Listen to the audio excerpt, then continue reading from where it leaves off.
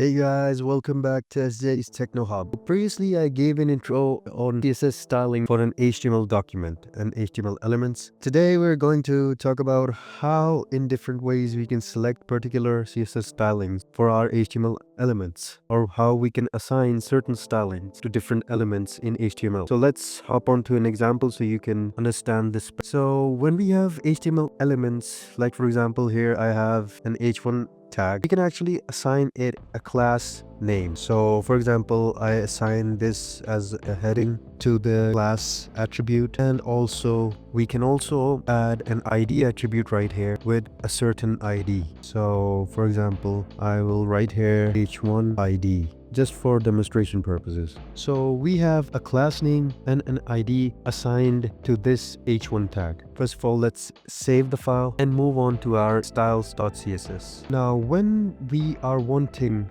to add certain styles through, first of all, let's talk about class names. We are going to start with a dot operator and the class name that we are going to be using inside our HTML element. So for example, I've assigned the class name as heading right here to h1 tag, and I'm going to apply background color of yellow to this class. And also I am going to use the ID up here as well. Let's just define its styles. So when we're using ID, we are going to start with a hash with the curly braces, and I'm going to apply h1 ID here. h1 ID. Here I'm going to have a background color of, let's say, orange. Let's save the file and let's just comment out these for now. And also this one. We are going to test the class name first. Let's save the file, move to the browser, and we have now background color of yellow. Now let's test the ID. Let's comment out